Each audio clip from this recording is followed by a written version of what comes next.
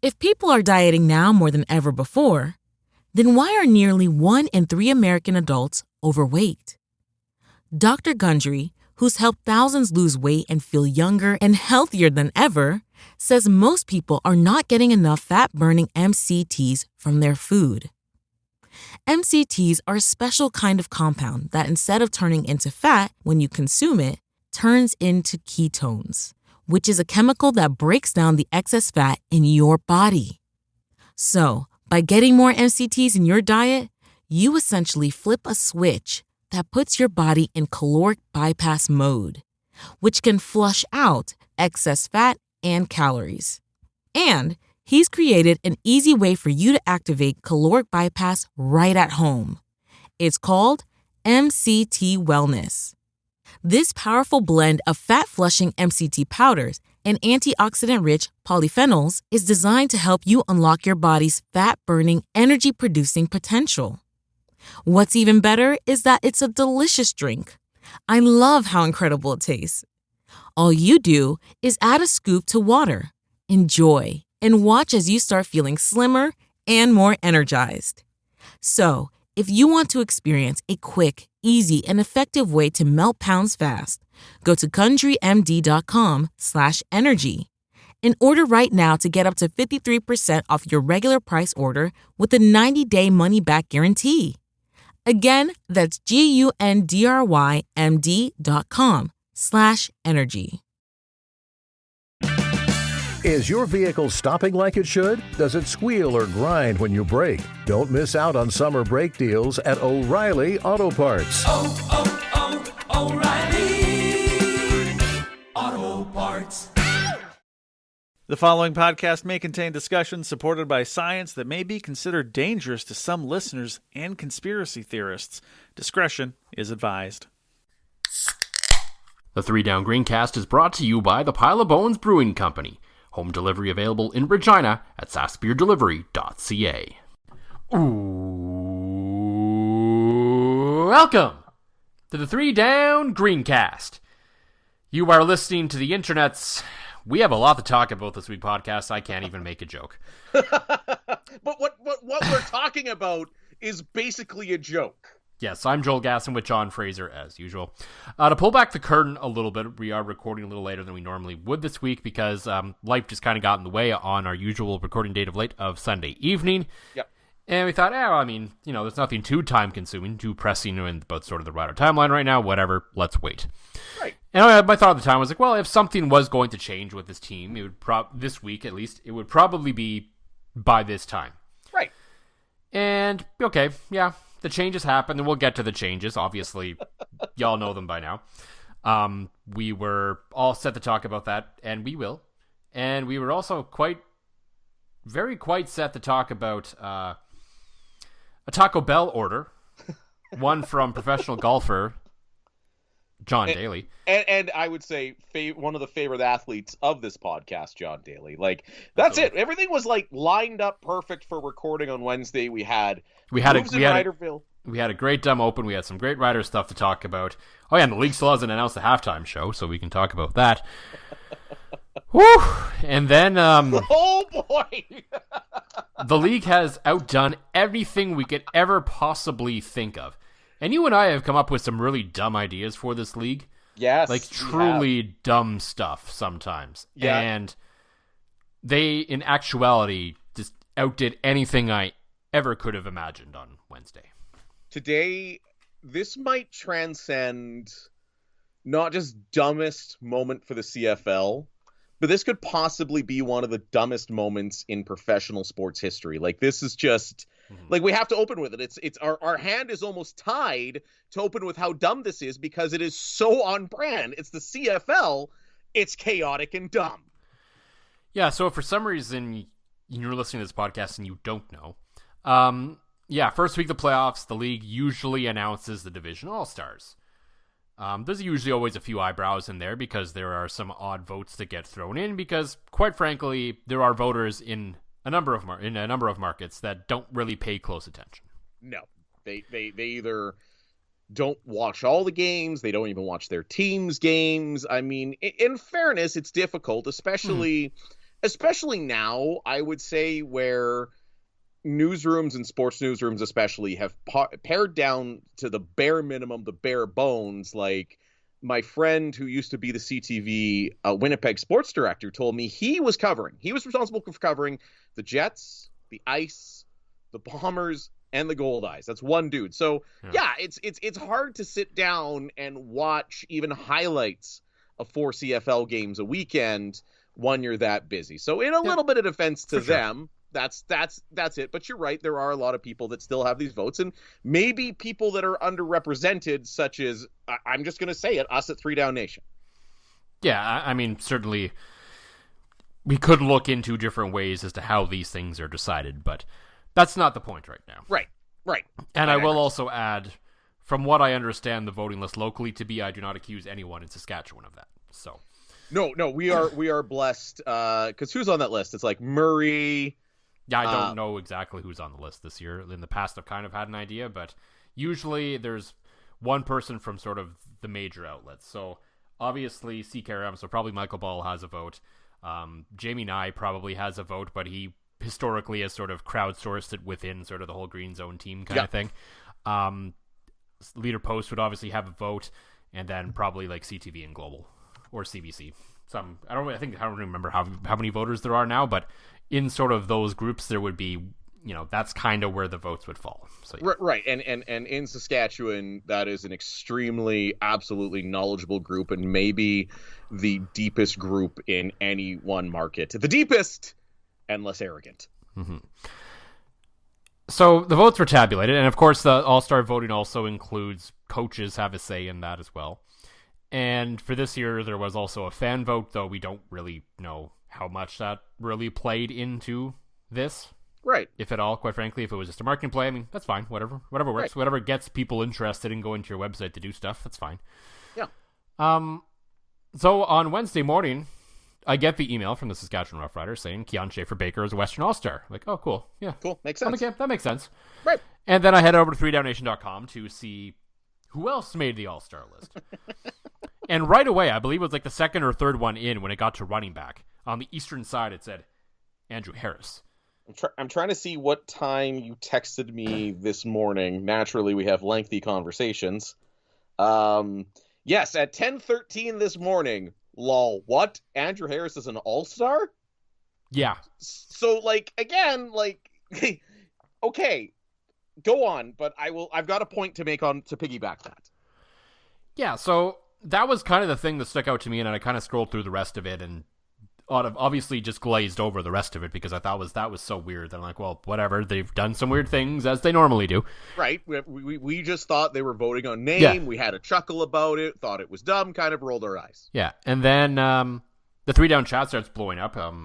The point is made that one of the best offensive lines in the league, the Calgary Stampeders, apparently have no offensive linemen all-stars. And the 2 nominees for most outstanding special teams player, neither of them were Division All-Stars originally. One of them still isn't! One of them still isn't, which is oh my god! It's a whole other thing. So this kind of goes on for a while, and Ryan Ballantyne, of course, writes a piece for 3 Down Nation about how it's weird that, and frankly wrong, the no Calgary Stampeders are offensive linemen, because we're also working off the assumption that this is the vote. This is what happened. Yes. And then I could be wrong, but I believe the first report of this being, wrong came from Jeff Hamilton of the Winnipeg Free Press. That's the one I saw, at least, so my apologies if someone had it first. And it might have been, it's either Jeff or Danny Austin, because I'm on Jamie Nye's Twitter feed. As long as it wasn't Duncan, I really dropped the ball on that. No, I don't think it was our boy. You continue. I'm going to really quickly go to Dunk's Twitter feed. Anyway, so then either way, whether it was Danny Austin, whether it was Jeff Hamilton, both are completely believable sources in this regard. That this was in fact not the final All-Star vote. There was errors in tabulation, and that a new list would eventually be released. Yes. Dunk did not tweet it. He was busy with his national TV appearance with the uber-talented Tim McAuliffe. Okay. I feel and with a fresh haircut, too. God damn, that man is sexy. So my apologies to Danny if it was you first. regardless, we love and respect both Jeff yes. and Danny. Regardless, they both had it, and they were correct because the league did eventually put out a statement. And we've all just been completely dumbfounded. Later, the new list is finally out. If you want to, we're not going to list all the All-Stars here. From a rider perspective, Keon Schaefer-Baker now is no longer an All-Star. Thoughts and prayers to him in the loss of potentially a bonus. And linebacker Derek Moncrief now is an All-Star. Both worthy, I guess, in their own ways, but also I'm not horribly surprised if either of them weren't at all. Because, frankly, I don't know if anyone on this team deserved to really be an All-Star this year, but that's neither here nor there. No, they've almost got a bit of a Peter Buzik feel. And there's an obscure hockey reference for you, but the lone representative of the Atlanta Thrashers back in the day during one All-Star game when the NHL had their rule that everybody needs to be when you actually played a game, I kind of understood that to at least create some kind of interest in every market. I get that. But when it's just a list of players and other than for bonuses, it doesn't really mean much. Then okay. Yeah, it. But this. I mean, the CFL has done a lot of weird, dumb things in its existence, and a lot of them quite fun, chaotic at times. But this is just something else. This is dumb in a brand damaging kind of way. This. The number one joke that you always hear from people that are NFL elitists is it's semi-pro football. Mm-hmm. I don't know if they've ever done anything more semi-pro than that. And to piggyback, when I made the point that you texted me that at 10:30 this morning, the CFL didn't put out a statement until 5:31 today. They knew the list at some point. They knew the list was incorrect. Yeah. And it took them a minimum. I'm sure you texted me. This had probably been out there for a while. I was the only finance manager at work today. Busy day. I was working on some stuff for my other side gig. And for that to stay up for like how do you not just take that down and immediately as soon as you know? You can't tell me that somebody in the know wasn't texting somebody in the know. Like a guy a guy like a Danny Austin, a Jeff Hamilton is texting somebody in the league going hey, what's going on here? This seems weird. Can we do a story on it? What's going on? And then they just sit on their hands for 7.5 hours. And it is damaging to the brand. And they've done a lot of things that have been damaging to the brand. And I don't know the specifics of the CFL staffing situation, but it seems as though, especially this year with shit like this and some of the other, scheduled tweets and marketing flubs and just a serious meh of CFL marketing and everything, kind of like how mysteriously highlights disappear from CFL games on Twitter at about 4:00 Sunday afternoon. You ever notice that? I haven't really gone back and looked, to be honest. It seems like, and it was actually my buddy Damien, who's an Argos fan, that made this point in our group chat, that a lot of times it'll be like, hey, watch this great play, and then it seems like if it happens later in the afternoon, especially on a Sunday, it's not quite out there as quick. It's not. It's that regard. I thought maybe the video stopped working, but no, definitely later in the week, later in games, the tweeting kind of has tended to stop. Yeah, and again, and that is a mistake. If I can get up to the second scores from the CJFL, if I can get up to the second highlights from U Sports, and you guys can't give me a highlight reel play onto it, because let's face it, where's most people consuming highlight reel plays? We're not really watching SportsCenter unless it's on in the background where you're trying to level up your Minecraft Dungeons character on your kid's Nintendo Switch so he doesn't keep killing you. Oddly specific, but other parents will know exactly what I'm talking about. But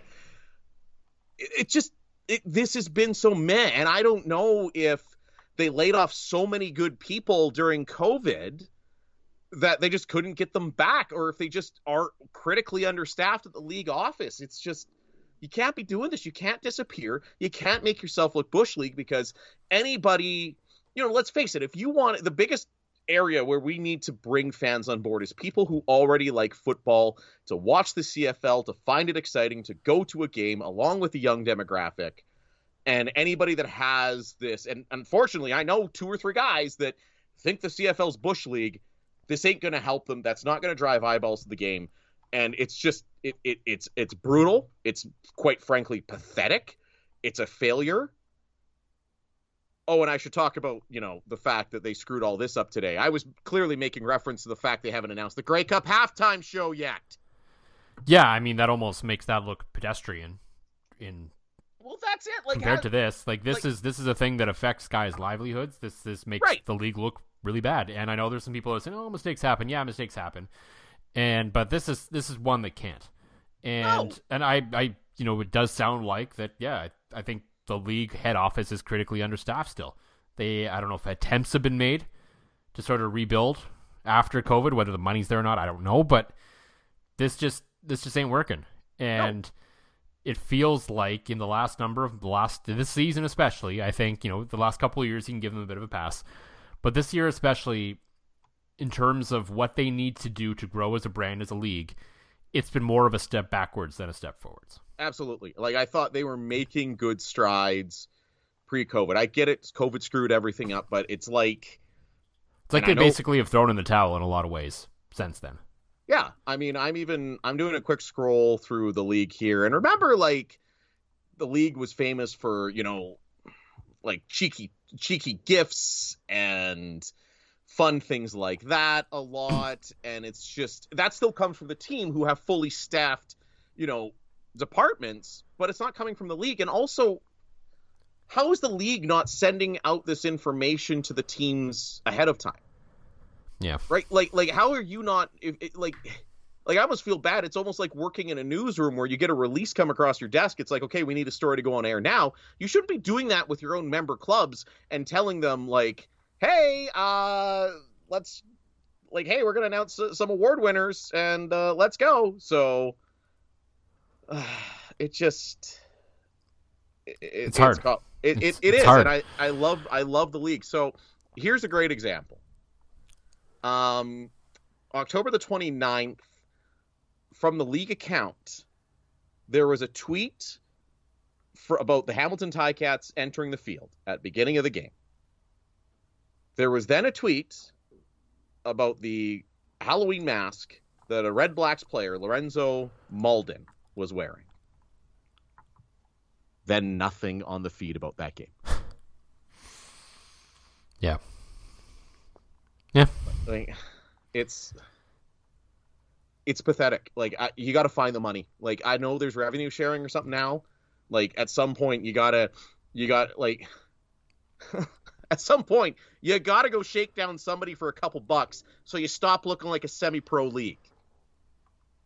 Like, yeah. The SJHL looks more professional than you right now. The SJHL has a full-time media guy, a full-time content guy, a weekly podcast that's not hosted by somebody with the personality of a board in between two actually talented guys. Like, how are you getting beaten by the SJHL? That's like tier 7 hockey. I'm angry because I love this league. I'm angry because I love this league. And god damn it, Joel, it's becoming hard to defend them. It's becoming hard to say to my buddies, it's great, give it a try. It's becoming hard to go on and go, rah, rah, rah, this is awesome, when they're sending out all-star announcements, and you're 2 weeks away from a Grey Cup halftime show. We still don't know who it is, and I can guarantee you it's probably going to be an epic disappointment or it's going to be some niche artist that nobody that's watching on TV is going to give a damn about, and you're barely going to get 1 million eyeballs for Hamilton versus Winnipeg 3. Then you're in crisis mode. Because they can't pull their own heads out of their own asses at the league office. Excuse me, I need a drink. Well, I mean, what's disappointing is there is good news in this league right now. It's great. You look at, we're heading into the playoffs. This should be, the conversation should be where we're going in the playoffs. It looks like there's going to be a crowd of over 30,000 for the BC Lions and Calgary Stampeders game, which is going to be great. Amazing. The crowd of Montreal is going to be good. Always is in the playoffs. This is set to be probably the best weekend of the year in the CFL. And here we are talking up leading into it, and we're obviously in Saskatchewan, and there's reasons why maybe we are talking about this right now. But the focus sure isn't on those two games at the moment. And Go to your echo chamber, your Twitter feed, because I know exactly my Twitter feed is very much a CFL-centric echo chamber. Yeah. Nobody's talking about these games.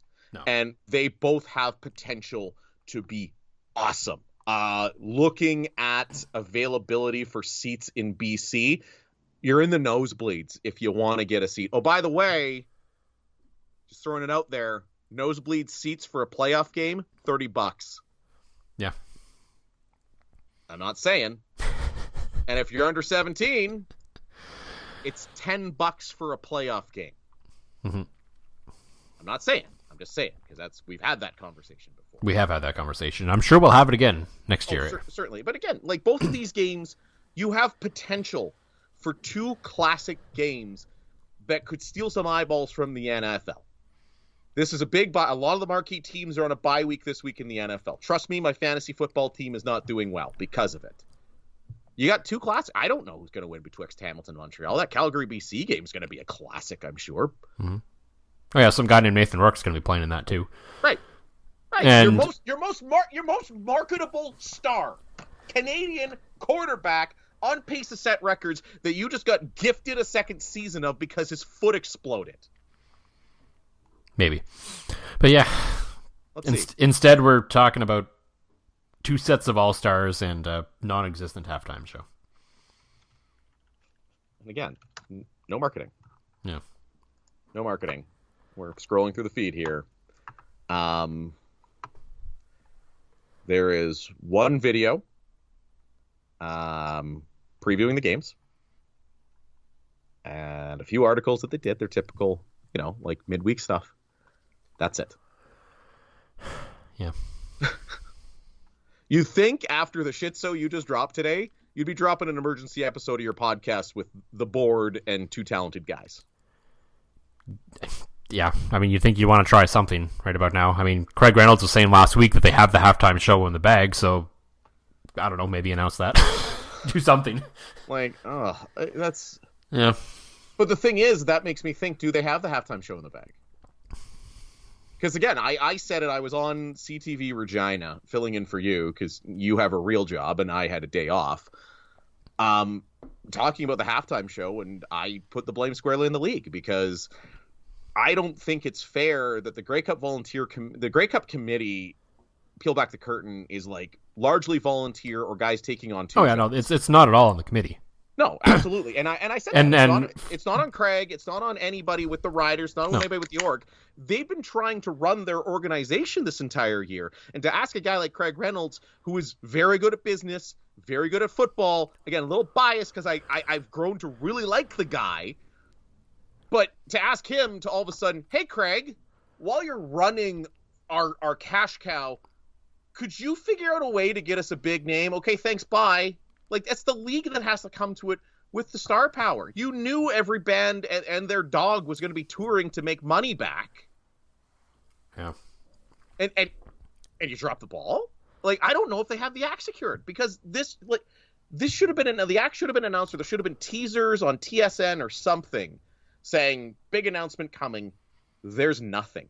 We know that Colin James is playing the traditional old school Canadian rock artist pregame show, which I've always dug as an event, for the record. Kim Mitchell in Toronto in 2007. Outstanding. Flyby, Kim Mitchell was awesome. I literally, as we're recording this, my buddy Neely's texting me, hey, do you have any intel? Can you text Dunk to find out who's playing this damn halftime show? I'm not shitting you. Like, I literally, my Apple Watch just blew up, so. If people are dieting now more than ever before, then why are nearly 1 in 3 American adults overweight? Dr. Gundry, who's helped thousands lose weight and feel younger and healthier than ever, says most people are not getting enough fat-burning MCTs from their food. MCTs are a special kind of compound that, instead of turning into fat when you consume it, turns into ketones, which is a chemical that breaks down the excess fat in your body. So, by getting more MCTs in your diet, you essentially flip a switch that puts your body in caloric bypass mode, which can flush out excess fat and calories. And he's created an easy way for you to activate caloric bypass right at home. It's called MCT Wellness. This powerful blend of fat-flushing MCT powders and antioxidant-rich polyphenols is designed to help you unlock your body's fat-burning, energy-producing potential. What's even better is that it's a delicious drink. I love how incredible it tastes. All you do is add a scoop to water, enjoy, and watch as you start feeling slimmer and more energized. So, if you want to experience a quick, easy, and effective way to melt pounds fast, go to CountryMD.com/energy and order right now to get up to 53% off your regular price order with a 90-day money-back guarantee. Again, that's GUNDRYMD.com/energy. When you need to work quickly and confidently, you need Grammarly. It's a trusted AI writing partner that helps you get work done faster with better writing. And it works where you work, across 500,000 apps and websites. 96% of users agree. Grammarly helps them craft more impactful writing. Sign up and download for free at Grammarly.com/podcast. That's Grammarly.com/podcast. Grammarly. Easier said, done. Shop Plato's Closet tax-free August 2nd through 4th for back-to-school styles. We sell the trendy, gently used styles you need to make a difference in the world and in your wallet for back-to-school shopping. Save up to 70% off regular retail prices by choosing recycled styles. Save even more when you shop tax-free this weekend. Make a change that others can respect and repeat. Shop Plato's Closet in North Charleston and West Ashley this year for your back-to-school looks. Plato's Closet, located in West Ashley on Sam Rittenberg Boulevard and North Charleston on Rivers Avenue. Yeah. I finished off my whiskey already. That I planned to sip the whiskey until we got to the point of to beers, because I actually wanted to do a live unboxing, but now I'm sitting here with this beer and I need to drink it, Joel. Yeah, and I assume Rider fans have been doing some drinking lately too. And I think some of their wishes came true this week, but maybe not all of them. So we will actually get into that in a few minutes here. But first, as always, John for the Pile of Bowens Brewing Company. What is in the glass this week? In the glass this week, thanks to a lovely visit from another one of our loyal listeners, outstanding human being, otherwise known as Professor John Miller on Twitter. Mm-hmm. Well, the man behind that account, guy with the name of... Should I? I don't think I should out his name. Anyway, Professor John Miller came to visit me. His real job takes him all the way from Thunder Bay to Prince Albert. So after he quickly does a U-turn out of Prince Albert, because, you don't want to be in PA too long. You don't want to be in Thunder Bay too long. That's also fair. Except Thunder Bay, there's no quick turnaround. You're kind of stuck there for a night if you don't get out there's still daylight. So regardless, today's beer comes from said city of Thunder Bay, as he brought me a 4-pack, and as I've been asking my children to bring me beer throughout the week, they keep forgetting about it. We're going to a live tasting. This is the Armory Scottish Ale from the Sleeping Giant Brewing Company out in Thunder Bay, Ontario. Again, I feel like Saskatchewan's the mecca of craft beer. I don't know what Thunder Bay would be, because I don't know what's like just like a comparable to Mecca, but it's really good. So let's give this a... Oh, that is good. That's very good. Nice and malty. It's an amber Scottish ale. Clean, none of that bitter feel you kind of get sometimes with ambers. I feel like this would be one of those beers that'd be perfect if you left it in your fridge for a couple weeks, but I have neither the patience nor the desire to do that. So this is fantastic. Armory Scottish Ale, Sleeping Giant Brewing Company for our... Well, I know we have one Northern Ontario listener. That's my Grammy. So Grammy is a good one. I didn't know your grandma listened. Grammy does. She texted me about it the other day. I don't know if she listens regularly, but... She texted just like, made a comment like, "Oh yeah, just like you said on your Green podcast." I'm like, wait, what? For me, I stopped in at the Multinational Brewing Company over the weekend, and I grabbed Space Knife, which is a stout with chocolate, coconut, and coffee. So think like cold brew Americano stout, but with coconut and chocolate as well. So it's got a great depth and a lot of different flavors going on, all nicely balanced. Not any of them really too particularly overpowering over the other, I would say. And I was pleasantly surprised. I had the Skull Rock Dark from Sleeping Giant, and I texted you and I said, Yep, you did. I think I'm coming around on this. I mean, it happens eventually. I- Jenny, for as long as I'd known her, just could not even sniff an IPA. And then I would say within the last couple of years, she's actually started to like them. So Wow. See, that's funny because Lacey's gone the other way. She started getting into more full-bodied beers, and then 2 kids, and now it's a lot of Bud Light. Yeah. We do know one guy that likes good beer, and that's Riders head coach Craig Dickinson. Yes. And he will be sticking around to drink some beers in Saskatchewan, it looks like, for at least another part of a season. As the team announced on Tuesday? Yeah, Tuesday. So much has happened, I forget where we're even at on the week schedule anymore.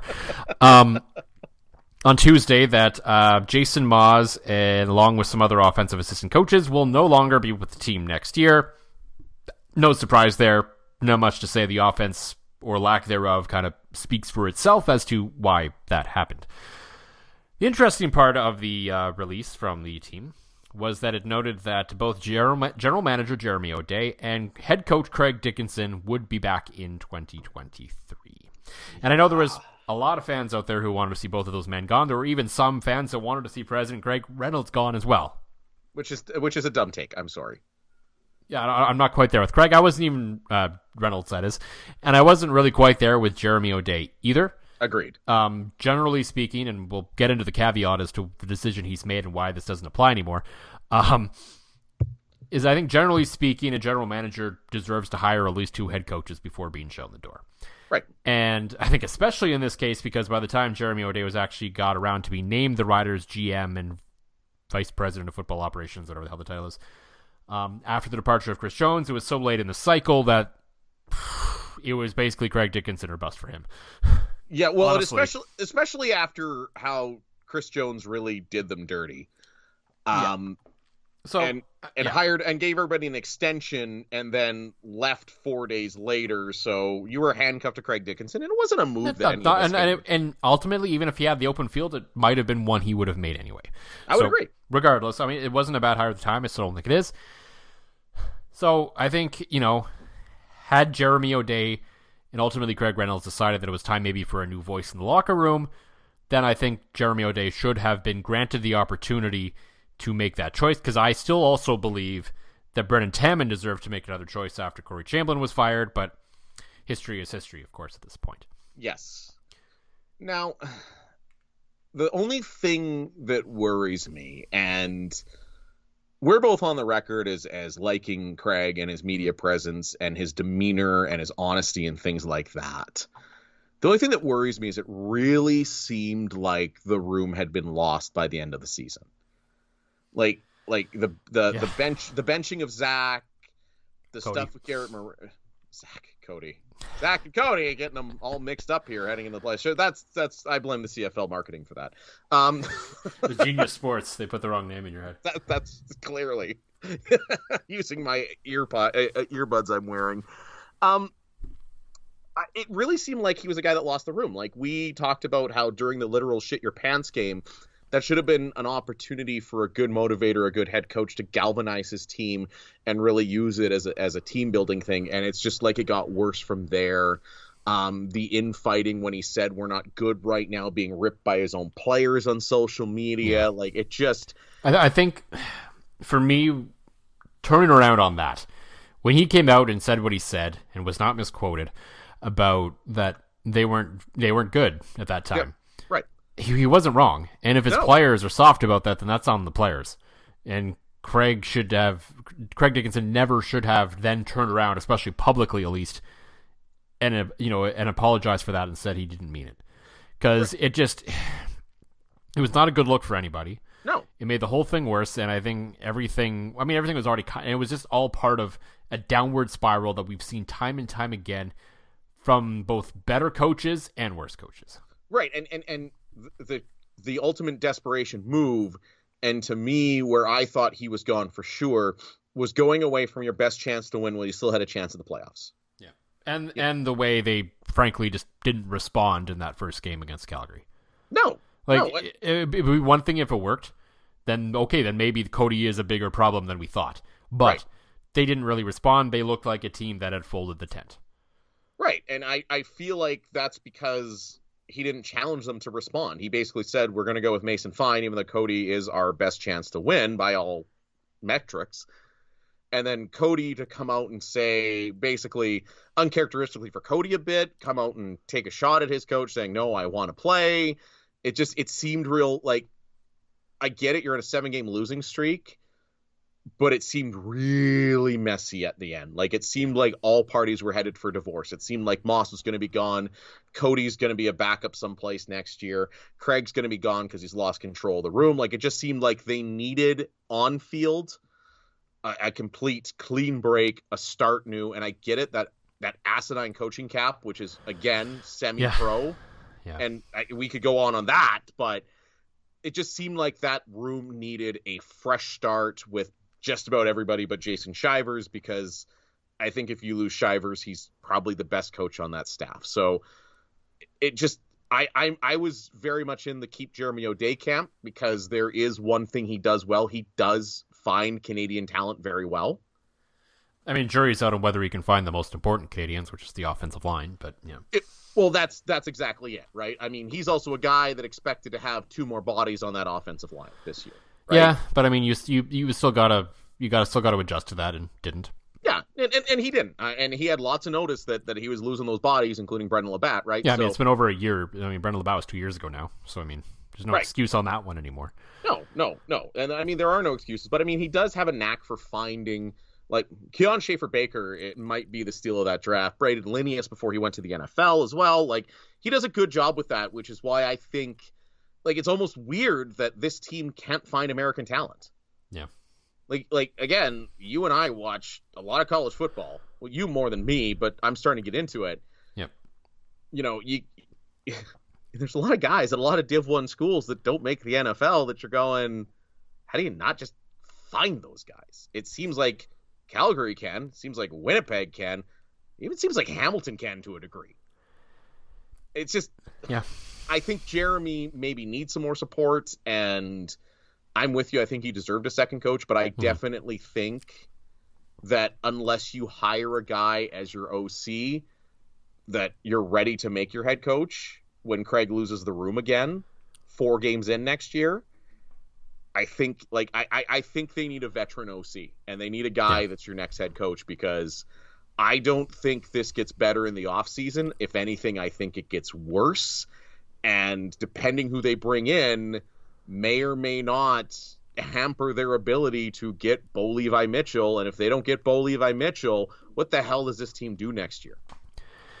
Yeah, I mean, I think I'm not willing to state right now that I don't think it's going to get better with Dickinson next year. I think it potentially we'll have to wait and see what happens with the roster. I mean, I think especially on offense, there's going to be a lot of overhaul there. And so there could be a lot of guys in that room next year that weren't in this room this year. And that certainly will make a difference too. So, we'll have to wait and see how all that plays out. I don't think it's necessarily wrong to keep Craig Dickinson. I don't think it was necessarily wrong to fire him either. I could see both sides of this. I think the cap situation certainly played a very big role in all of this. Clearly, Jason Maas was their get-out-of-free jail card. The other guys were on expiring contracts. They're just not renewed. So, I mean, from a pragmatical cap point, they are in a good spot heading into next year where, okay, you let, things go south. You have your other OC on staff. Maybe you have someone on staff that takes over and it's far less of a hit on the cap going forward. Or if it's kind of bad but not so bad that you need to blow it up right away, you just kind of let it all expire and you start fresh next year. I hate that that's how they have to do this now, but that's just the world that it is now. Which is terrible. Like, it's just that cap is such a bad idea. It has hurt the game. It is hurting flexibility. It's hurting advancement, and all because Chris Jones wanted an NCAA staff that the Riders are willing to pay for. Like, it's. I'm sorry. That is, again, more semi-pro, just dumb, and not dumb in the chaotic good sickos committee way. No, but for me, really, out of all of this, what really stands out, and this goes against the reason why I believe Jeremy O'Day deserves a second chance in the first place, is Now, because he has decided that Craig Dickinson will be the coach next year, which is fine, should this go south so badly again that it requires change, I think Jeremy O'Day has waived his right to hire a second head coach. I would agree. Because he has effectively decided that Craig Dickinson is going to be his second head coach in a way, because he could have made the change this year. Maybe you hire a guy on a 2 or 3 year contract. That probably buys you, a couple of years and an extension as well, just to kind of go along with this new coach, because there's the, sort of the new coach window and system and all of that comes with sort of change like that. Yeah. Instead, you've opted to keep the guy that's going to have an expiring contract, coming off a sort of historical collapse for this team in a year where there were very high expectations, and pressure is going to be immense to start next year, to the point where, if they start slow and this thing goes downhill quickly, and it is clear that Craig Dickinson can no longer be the coach of this team, then I'm sorry, the guy who decided to keep him for another year no longer deserves to be the general manager either. No, I agree. I think if they start 04-05 next year, somebody's got to be ready to make that move in an awful hurry, because you can't. I don't think, with all the issues that they're having with bringing in that travel contingent of Rider Nation, because that's really what it sounds like a lot of the attendance issues kind of boil down to. At $1.50 a liter in a truck, you're probably not making the 4-hour round trips that everybody kind of became famous for in the early 2000s, the 2010s, when this team was an absolute wagon. I think next season's critical, not from an on the field standpoint. Again, if they finish 500 and I think they have to be pretty good and likely have to make the playoffs to save everyone's job. Right. If it comes if they're starting to 0-4, 1-5, 1-6, then you're making sweeping changes quickly to try and salvage something. If it's like this, not this year in the sense of the great start or the horrible finish, but if you're heading into the last few weeks of the season with a chance at a playoff spot still, I don't think anyone's out the door until after the season's over. No, I would agree with that. I just think if they start slow, and that's why I really want to see them bring in a guy I feel like your offensive coordinator has to be, or you're tapping Jason Shivers. Unless they think Jason Shivers is ready. Right. You're basically I want to see, and I talked about this last week, how I would really like to see some veteran assistants with head coaching experience that aren't Paul Lapolis come in, because I love Lapo. Bomber fan, absolutely love what he did with Winnipeg's offense, essentially taught Buck Pierce that offense. And to me, watching every Winnipeg game, they actually have some wrinkles. They aren't just Mark Trestman version 7.0. Mm-hmm. The guy that we've talked about on this program, and I believe will probably still be out there because I assume his contract with Hamilton isn't for more than the rest of this year, it's Kahari Jones. Well, especially now that they made the playoffs. Yeah, and he's got experience in this market. He's been a QB coach here. Yeah, and I think he's great with the media. He's well spoken. He's got a great personality, and I think he's a guy that players respect because he's a guy that's been there. I mean, he's a guy that has played in this league, been a star in this league, and now paid his dues as a coach, and really kind of got done dirty by the ego of Danny Machocha. Yeah, we talked about this at the time as well. That move was clearly going to happen months before it happened. The Alouettes should have done the right thing and just let Kahari Jones go last offseason. And so that's where that is. He would be my choice. We'll have to see how it plays out. But for me, I think things would have to be drastically bad to warrant quick change next year. And this is just more from, my own philosophy and how I think. Mm-hmm. If we're talking, an 0-2, 0-3 start or 1-2 start and the rumbling, and the fans are going to be on them right away. 100%. They lose the first game, it's going to be a thing. But I'm not in that camp. I agree this year the Ottawa Red Blacks waited too long. Yeah. There is sort of a tight window there. You got to find the right spot, but sometimes I think teams do it too early as well. Because to me, it's okay, if you do it, 2 to 3 weeks into a season, Why didn't you just do it? If you were thinking about it that early, clearly you were thinking about it before and you should have done it then instead of wasting everyone's time through training camp and then a couple weeks into the season just to change everything the next day. Right. And I mean, to his credit, as I pull up Craig Dickinson's career record. Oh, they only had like 9 losses combined coming into this season. 10, actually. Yeah. Jerk faces. 10 losses combined. Heading into this year, he was 22-10. Yeah. Okay. You're starting to change my mind a bit here. Yeah. So I mean, I as I said, like it's weird to sit on the fence on something like this. I could have seen the angle, especially from Jeremy O'Day's job security perspective, to make the head coaching change. But you also kind of have to respect him to a degree to stick with his guy and say, no, I'm going to roll the dice. I think he can fix this. And either it's going to work or we're going down together. Right. Essentially. And, I mean, they're both on expiring contracts, right? Yeah. I mean, you're right. You're putting, the riders are putting themselves into a spot where it's a wholesale management change. And I think that starts with, like, Jeremy O'Day is going to have a complicated offseason because there are a lot of holes to fix. There's a lot of big names that this team's going to have to re-sign to continue to remain relevant. And like he's gonna be a busy guy this offseason, as all question. CFL GMs are. But the one thing I'll also add to it, at the end of the day, everything does stop with Greg Reynolds, and surely he would have had a conversation with Jeremy O'Day about what the future of the staff below him would look like, and he would have had to approve this as well. So if we head into next season and this goes sideways again, and this doesn't work, and they got to remove Craig Dickinson and Jeremy O'Day, that seat that Greg Reynolds is sitting on is getting awful hot too. I would agree, but I would also disagree to a degree. To me, Craig's job is to make money. It is, but he is still, he has the final rubber stamp. He still overlooks. He's not in charge of football ops, but he still oversees it. It is still, at the end of the day, the entire franchise is his responsibility. That's what he signed up for. If he wanted to remain in charge of the business, he could have stayed the CFO. No, you are not wrong. And I think he gets 2 GMs. Yeah, I'm not necessarily saying fire him. Right. A lot of people will be calling for it, and maybe we don't know exactly how bad it may or may not get. But the heat that has slowly been building on him, I think, is an inferno next year if this goes down the tubes. Can you imagine how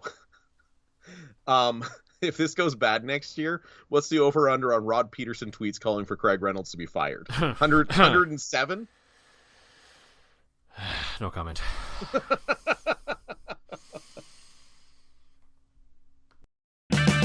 Save on O'Reilly Brake Parts Cleaner. Get 2 cans of O'Reilly Brake Parts Cleaner for just $8. Valid in-store only at O'Reilly Auto Parts. O'Reilly Auto Parts.